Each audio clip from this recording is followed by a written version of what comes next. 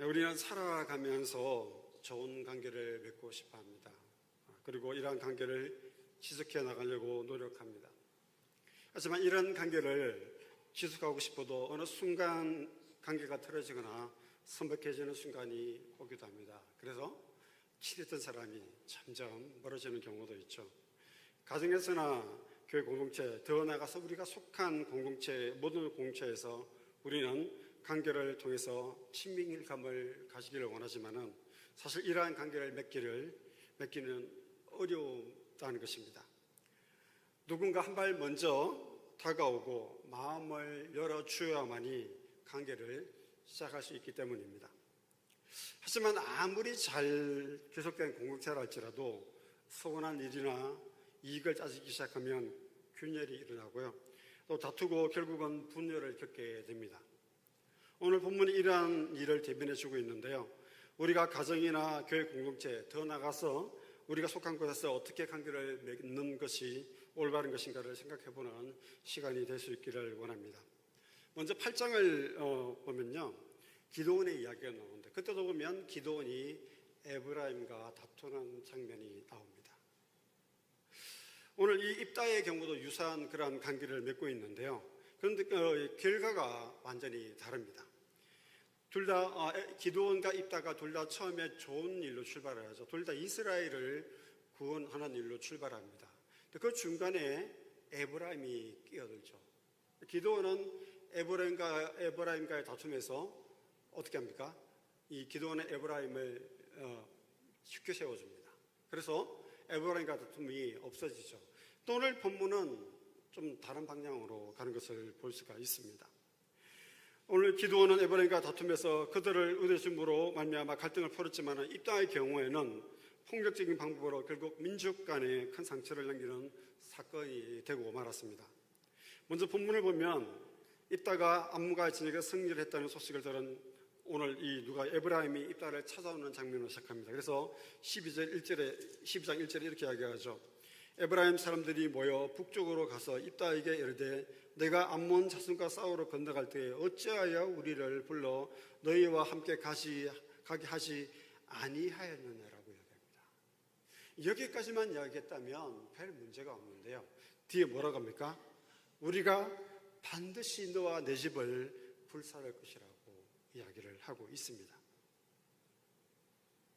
에브라임은 자신들도 아분과의 전쟁에서 함께 싸우러 갔는데 오늘 누가요? 입다가 부르지 않았다라고 이야기합니다.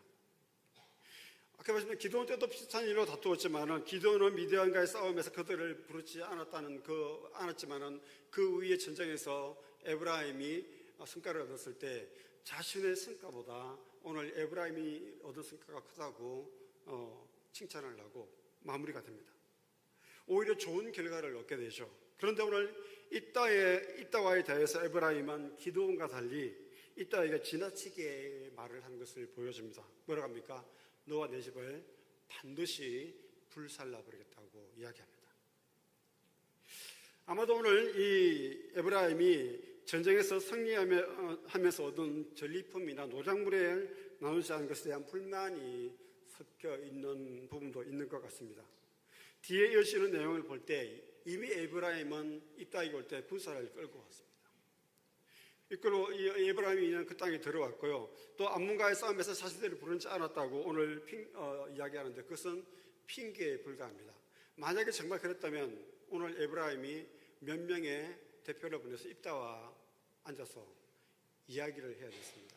그런데 오늘 에브라임은 군대를 이끌고 왔다는 것입니다.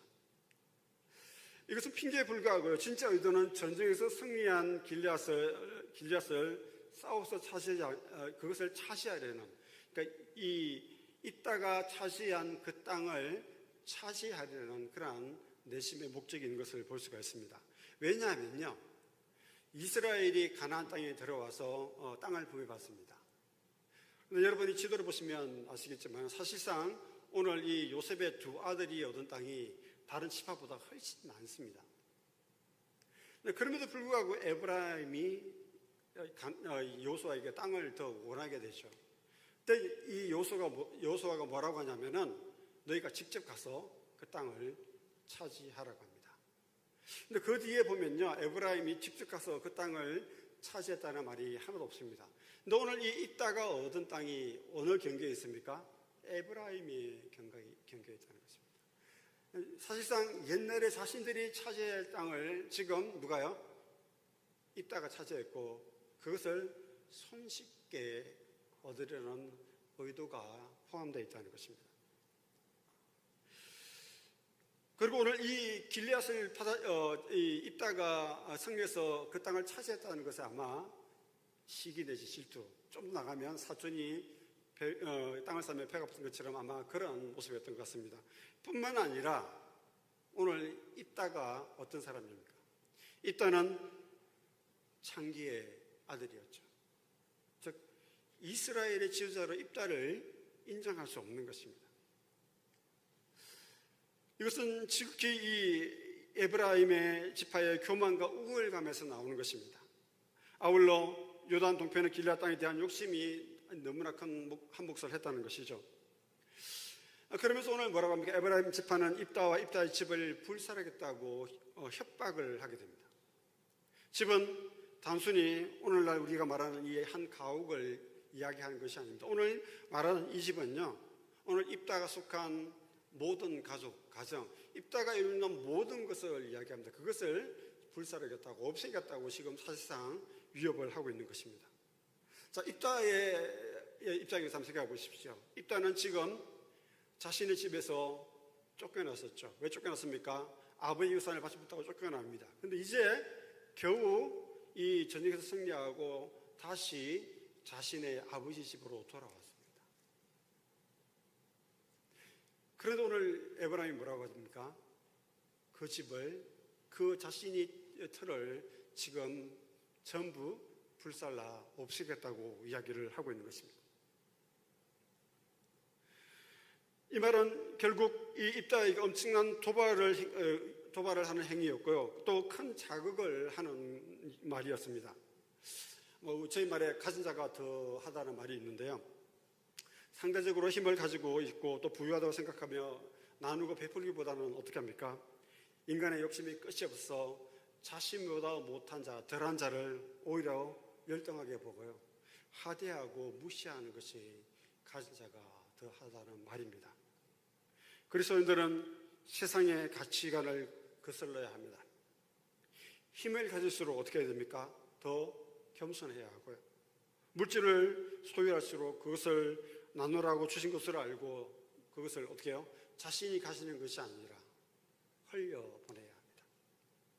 그리스도인은 나의 행복뿐만 아니라 다른 사람의 행복에 대해서 축복해주는 사람인 것입니다.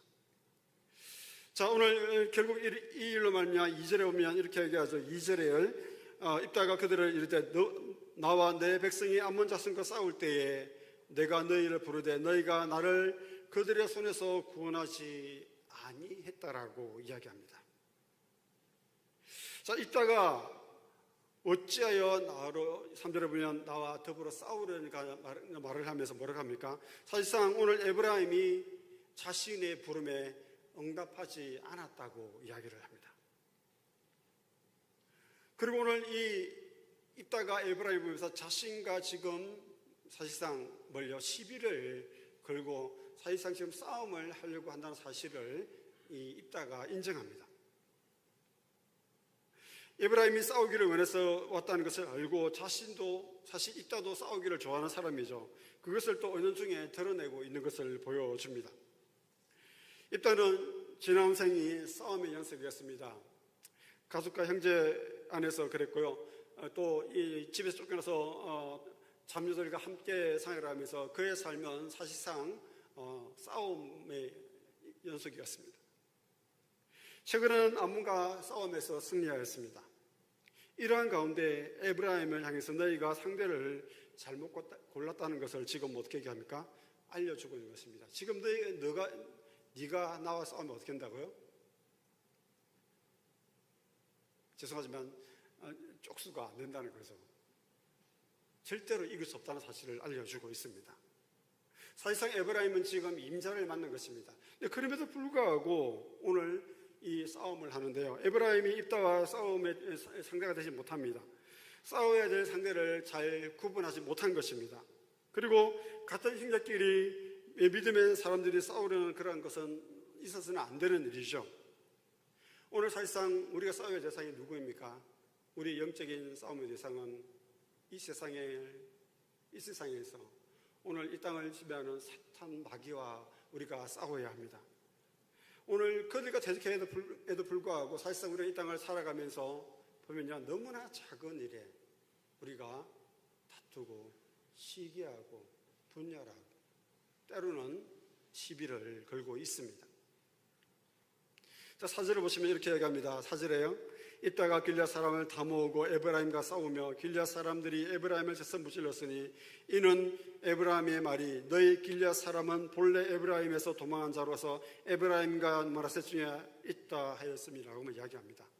싸움의 본질이 뭐냐면은 시비를 걸어와서 오늘 입다가 자신의 집을 다 불태우겠다 할 때도 오늘 싸우지 않습니다. 근데 오늘 싸움이 일어난 본질적인 것은 뭐냐면 4절 하반절에 있는 뭐라고요? 길앗 사람의 무엇을 건드립니까? 길앗 사람이 가지고 있는 쉽게 말하면 상처를 건드린 것입니다. 에브라임이 입다의 정체성을 가지고 도발을 했다는 것입니다. 길앗 사람은 에브라임에게서 도망친 무리가 아니라 본래 므네사 지파의 한 북파인 마길의 아들 길앗의 후손이었습니다. 그런데 길앗을 향해 에브라임 사람들은 모욕적인 언사로 자극을 했고요. 그리고 오늘 그의 정체성에 대해서 모욕을 하고 있는 것입니다. 에브라임의 이러한 비난은 길앗을 비겁한 도망자로 그 정체성을 뒤세웠고요. 언약의 백성의 반열에서 제어시키자는 그러한 의도를 가지고 있는 것을 보여주고 있습니다. 이러한 근거 없는 비난에 길앗과 입다는 참을 수 없어서 어떻게 합니까? 오늘 사실 보면 군사를 모으고 에브라임과 싸우게 되는 것입니다. 그리고 동족 간에 피해 전투가 일어나고요, 비극이 일어나게 됩니다. 사람의 가장 큰 약점이나 사람의 상처를 함부로 말하거나 끄집어내는 것은 관계를 어렵게 만드는 가장 큰 행동입니다. 사실상 그 사람의 존재 자체를 이루는 삶의 한 부분을 건드릴 뿐만 아니라 그것으로 자신을 우월하다고 생각하는 교만이 깃들어 있기 때문에 그러한 것을 이야기하게 되는 것입니다. 사람은 실수와 실패를 통해서 배우고 때로는 다른 사람의 말과 행동에서 가르침을 받고 깨닫게 됩니다. 혼자 삶을 이어가며 무엇을 배우고 깨닫기 쉽지 않지만 함께 해 나간다면 훨씬 나은 삶을 살아갈 수 있는 것입니다. 상대방의 약점이나 실수를 덜치우는 것은 결국 관계를 끊겠다는 것과 다름이 없는 행동인 것입니다. 요한복음 13장 1절에 보면 이렇게 말씀하십니다. 6월절 전에 예수께서 자기가 세상을 떠나 아버지께로 돌아가실 때가 이런 줄을 알고 세상에 있는 자기 사람들을 사랑하시되 끝까지 사랑하셨다라고 기록하고 있습니다. 이교의 사건은 우리가 잘 알듯이 제자였던 가룟 유다는 예수님을 은산천장에 팔게 되죠. 그리고 베드로는 어떻게 합니까? 닭이 세 번 울기 전에 예수님을 부인합니다. 그럼에도 불구하고 예수님께서는 제자들의 발을 하나하나 씻기시고 그들에게 섬기는 모습까지 보여주십니다. 비록 자신을 팔고 부인할 사람이었지만 그럼에도 끝까지 섬기신 예수님의 모습을 우리는 기억하고 닮아가야 하겠습니다. 그것만이 온전한 관계를 이끌어가고 온전한 공체를 세울 수 있는 방법이기 때문입니다. 자, 그래서 오늘 이 길앗과 전쟁에서 결국 에브라임이 지고요, 결국은 도망을 가게 됩니다. 길앗을 향해서 도망자로 변환했던 오늘 에브라임 사람들이 결국은 자신들이 무엇이 됩니까? 도망하는 자가 된 것입니다. 요단강은 좁고 경사가 급해서 검증가 흐르는 곳이 많았지만 한편으로 건너가기에 수심이 얕은 곳이 있었습니다. 오늘 본문에 보면 이렇게 이야기하죠. 5절 말씀입니다. 길앗 사람이 에브라임 사람보다 앞서 요단강 나루턱을 장악하고 에브라임 사람의 도망하는 자가 말하기를 청하건대 나를 건너가게 하라 하면 길앗 사람이 그에게 묻기를 내가 에브라임 사람이냐 하면 그가 만일 아니라 하면이라고 이야기합니다. 자, 이 나루토 걸미 점령했고요. 수심이었지만 이 경사가 완만하지만 어쨌든 그 강을 건너야만이 에브라임 지파가 안전할 수 있습니다. 근데 오늘 이 요단강을 이런 여러 여울들을 누가요? 입다가 이미 점령을 해서 에브라임이 지나갈 수 없도록 만들었다는 것입니다. 그리고 길앗 사람들이 강을 건너갈 때 발음을 하라는, 제가 경상도 사람이라 발음이 잘 안 되는데 시뿔레라고 하라는 그 말을 하라고 하죠. 오늘 이 말 때문에 그 말을 하지 못해서 오늘 많은 사람이 죽는데 결국 에브라임 지파 중에서 42,000명이라는 숫자가 죽게 됩니다. 입다의 모습을 보면요, 지도자의 리더십과 성품을 돌아보게 됩니다. 입다는 나름대로 협상을 하고요, 지도자다운 역량을 발휘합니다. 그리고 전쟁에서도 탁월하게 지도력을 보여서 승리하는 모습을 보여줍니다. 그러나 자신을 공격하는 상대에게 자존심이 상하면요, 감정을 추스르지 못하고 어떻게 합니까? 결국 엄청난 살육을 행하는 그러한 사람으로 오늘 성경은 기록하고 있습니다. 어쩌면 이러한 일이 앞서 저희가 앞장에 나와 있는 문안 통로를 잃은 그러한 상처 때문일 수도 있습니다. 그렇지만 지도자는 그러한 모습을 보이면 안 되는 것입니다. 오늘 사실 저도 살아가면서 보면은 싸움을 걸려는 사람이 있죠. 늘 시비를 붙으려는 사람들이 있습니다. 화가 날 수 있지만, 그리고 또 어쩌면 시시비비를 가릴 수 있는 일이 있지만 그것을 가리기보다 무엇을 해야 됩니까? 먼저 자신을 돌아보고 자신의 마음을, 감정을 가라앉힐 수 있는 사람이 되어야 합니다. 감정을 조절하지 못하고 흥분하게 되면 일을 그르치는 경우가 사실 우리 스스로가 너무 많이 경험을 합니다. 오늘 이 가룟 유다의 마음에 사단이 들어와서 예수님을 팔게 했던 그 어지러운 마음, 또 이렇게 사단에게 이용을 당할 수밖에 없는 그런 모습이 아니라 온전히 자신을 돌아보고 자신 스스로 감정을 컨트롤해서 우리가 이용하지 않는 그런 모습이 필요한 것입니다. 뿐만 아니라 오늘 제가 했지만 오늘 이 길앗이 에브라임 지파를 바라보면서 십보레라는 발음을 하라고 하는데요, 그 말은 사실 사투리지만 이미 그들이 성기를 잡았고요, 사실상 이미 성기를 잡고 도망가는 자를 자기의 동족을 사실상 죽일 필요가 없었습니다. 그럼에도 불구하고 나루토에서 그들을 잡아서 뭐라고요? 십보레를 해보라고 하고 그들을 죽입니다. 교만입니다. 우리가 이러한 교만이 있지 않은지를 돌아봐야겠습니다. 내가 가진 어떤 우월한 모습, 또 나와 다른 사람의 차이에 대해서 인정하지 못하고 구분하고 비난하고 경계하려는 것이 있다면 가감히 그것을 버릴 수 있는 우리의 모습이 있기를 원합니다. 분열시키고 나누는 것을 멀리하고 하나 되고 연합하는 일에 더욱더 힘써야 하겠습니다. 오늘 7절 말씀에 이렇게 이야기하죠. 7절을 같이 읽겠습니다. 다 같이. 입다가 이스라엘의 사사가 된 지 6년이라 길앗 사람 입다가 죽음에 길앗에 있는 그의 성읍에 장사되었더라.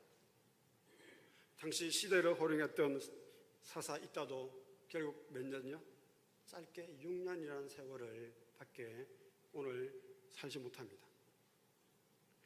모든 사람이 가는 길을 결국 입다도 가게 되었습니다. 이전 사사들이 묻히던 장소가 좀 더 자세히 언급되는 것 같이 오늘 달리 입다는 길앗에 있는 그의 성읍에 장사되었다고만 기록하고 있습니다. 사람은 모두 다 언젠가는 세상을 떠나고 흙으로 돌아가게 됩니다. 입다를 생각할 때 떠오르는 것이, 제가 오늘 설교를 준비해서 보니까요, 하나님에 대한 제가 저번에 잘못된 소원, 그런 말미암아 자신의 딸을 번제물로 드리는 그런 어리석은, 그리고 오늘 이 에브라임 지파를 살려가는 것 외에는 사실상 입다가 한 일이 별로 있지 않습니다. 우리가 이 땅을 살아가면서 우리는 어떠한 기록을 남기고 삶을 남겨야 할까요? 제 모토인데요, 저는 가지고 있는 게 있습니다. 이 뭐냐면 이것입니다.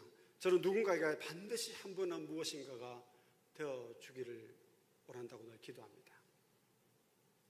그것이 인생의 짧은 동행이든 잠시 물건을 나르는 일이든 아니면 누군가의 이야기를 들으든 무엇이든 그 사람의 인생 가운데 내가 무엇이 되어서 그 사람의 발걸음 가운데 주축절이 되어준다면 그것으로 만족할 수 있는 그러한 누군가에게 한 번은 무엇이 되는 인생을 살아가는 것이 제 모토인데요.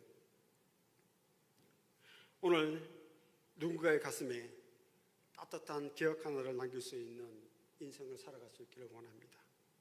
이 세상에서 그 무엇과 바꿀 수 없는 소중한 삶의 흔적을 남기고 갈 수 있는 그러한 저 여러분이 될 수 있기를 원합니다. 예수님께서 우리의 삶의 십자가를 통하여 우리의 인생의 길을 같이 있게 하시고 때로는 그 길을 굽혀 내 자신의 길이 아닌 예수님께서 떠미시는 길을 가더라도 인생에 예수님께서 나와 함께 하신 발자취를 본다면 얼마나 든든하고 의지가 되겠습니까? 그리고 앞날에도 동일하게 그런 모습으로 든든하게 걸어가실 줄 믿습니다. 오늘 8절부터 15절을 보면 이렇게 이야기하죠. 제가 천천히 읽겠습니다. 그들을 이어 베들레헴의 입산이 이스라엘의 사사가 되었더라. 그가 아들 30명과 딸 30명을 두었더니 그가 딸들을 밖으로 시집보내고 아들들을 위하여 밖에서 여자 30명을 데려왔더라. 그가 이스라엘의 사사가 된 지 7년이라 입산이 죽음에 베들레헴의 장사가 되었더라 라고 기록하고 있습니다. 오늘 8절부터 나오는 입산, 엘론, 아돈 3명의 사사는 짧게 기록되어 있는데요. 이스라엘 12사사 중에서 운니엘, 에훗, 그리고 드보라, 기드온, 입다, 삼손 6명을 빼고 나머지 6명이 있는데요. 오늘 이 상세히 기록된 6명을 대사사라고 그러고 오늘 이처럼 짧게 기록된 사람을 소사사라고 이야기합니다. 오늘 이 소사사의 기록은 사사기의 단지 몇 줄에 추측한 인물의 영웅담에 그치는 것이 아니라 역사의 바탕을 두고 오늘 기록한 점을 우리는 기억해야 합니다. 왜냐하면요, 하나님께서 이스라엘의 기와 전쟁 시에만 하나님께서 사사를 세우신 것이 아니라 어느 때예요? 평화의 시대에도 하나님께서 이스라엘 가운데 사사를 세우셨다는 것입니다. 그리고 그들을 사용하셨다는 것을 보여주고 있습니다. 하나님은 위기의 때나 평온의 때나 언제나 자기 백성에게 지속적인 가심과 사랑을 나타내시고 이스라엘을 지키고 보여주고 있습니다. 자, 오늘 입산이 아들 30명과 딸 30명을 두었는데요. 오늘 하나님께서 누구에게, 오늘 이 입산에게 하나님께서 복을 주셨다는 의미인 것을 보여줍니다. 그런데 한편으로는 또 뭐가 있습니까?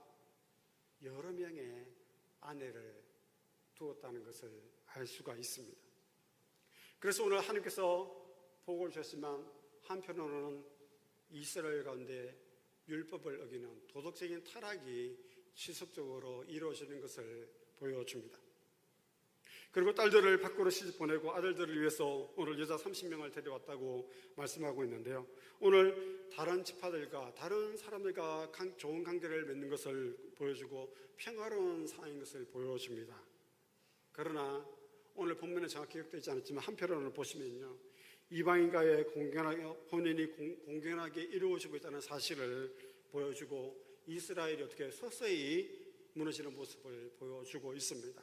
다시 말해서 이스라엘의 편의가 결국은 하나님과의 관계를 점점 멀어지게 만들고 있다는 것을 보여주고 있는 것입니다.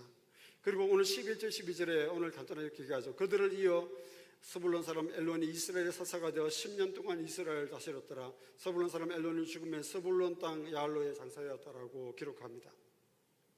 입산을 이어서 스불론 사람 엘론이 사사가 되었는데 이 사람이 무엇을 했는지는 정확하게 나오지 않습니다. 그렇지만은 뭐라고요? 10년 동안 어쨌든 이스라엘을 잘 다스린 것을 보여줍니다.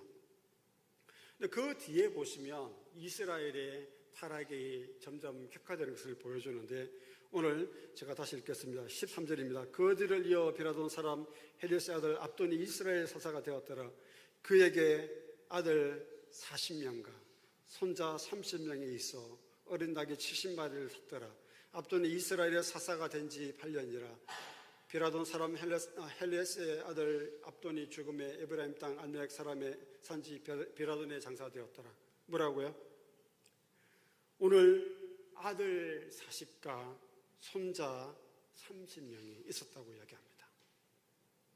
다시 말해서 일부 다섯째가 아내를 여러 명 두었다는 것입니다. 이방인의 풍습을 그대로 받아들였고요. 동시에 도덕적인 타락이 계속해서 이어지는 것을 보여주고 있습니다. 낙인한 옷을 타고 가는 행위는 존엄과 번영을 의미하는 것입니다. 또한 낙인을 타는 것은 그 땅의 평화와 풍성한 삶을 살겠다는 것을 나타내주는 그러한 의미를 보여주고 있습니다. 그러나 그 평화로운 때에, 하나님께 평안하실 때에 그 안에서는 무슨 일이 일어나고 있습니까? 하나님의 율법이 파괴되어지고요. 오히려 도덕적으로 타락하는 모습을 오늘 이스라엘이 보이고 있는 것입니다. 결국 사람과의 관계에서 자신의 편익과 이익만을 생각하게 되면 다툴 수밖에 없고요. 더 나아가 하나님과의 단절을 가져오는 삶을 선택하게 됩니다. 지금 당장은 눈앞에 보이는 이익이 커서 잠시 그리스도인의 본분을 벗어난다고 생각하지만 결국 그것이 하나의 시발점이 되어서 하나님과의 관계도 희미하게 점점 멀어져 가는 것입니다. 오늘 본문을 통해서 공동체의 모습과 그 속에 있는 우리의 모습을 바라보기를 원합니다. 언약 공동체인 이스라엘은 상호간의 충성과 돌봄으로 공동체를 견고히 할 책임이 있음에도 불구하고 자신들의 이익과 자리를 확보하기 위해서 갈등과 다툼, 피 흘리는 전쟁으로 나아갑니다. 그 결과는 비난과 대립과 죽음이었습니다. 그리스도의 보혈로 값주고 사신 공동체의 책임은 서로에 대한 사랑과 희생입니다. 특별히 언약 공동체의 지도자들이 하나님 앞에 겸손히 행하여 말씀의 원리로 공동체를 이끌어간다면 그 공동체는 질서와 평화와 안정 속에서 오늘 하나님께서 기뻐하며 그 공동체가 성장할 수 있을 것입니다. 또한 우리는 하나님께서 각자에게 맡겨주신 삶의 자리에서 시기와 욕심을 버리고 다른 사람의 행복을 빌어주며 겸손히 섬기는 삶을 살아가야 하겠습니다. 오늘 하루도 우리의 한복을 위해 피 흘리신 예수 그리스도를 기억하며 하나님과 이웃을 사랑하라 하신 말씀대로 삶에서 배움의 자세로 하나님과 이웃에게 제자의 삶을 실천하는 저와 여러분이 되시기를 주님의 이름으로 축원드립니다. 기도하겠습니다. 오늘 사실 우리가 이 땅을 살아가면서 우리에게 주어진 것에 늘 감사하고 살아갑니다. 그렇지만 조금 전에 말씀드렸지만 그럼에도 불구하고 세상을 살아가면서 우리는 조그마한 것에 때로는 화를 내고요. 내가 남보다 낫다고 여기고 다른 사람의 결점이나 실수나 그러한 부분에서 우리는 너무나 쉽게 이야기를 합니다. 우리가 삶에서 감사하다고 이야기하지만 그러나 돌아보면 우리가 나 자신뿐만 아니라 다른 사람에게 늘 불만을 이야기하고요. 저도 마찬가지입니다. 그리고 때로는 가진 것 때문에 시기하고요. 때로는 내가 남보다 낫기 때문에 그 사람이 죄송하지만 나에게 굽신거리지 않는다고 화를 낼 때도 있습니다. 근데 그것이 우리의 모습입니다.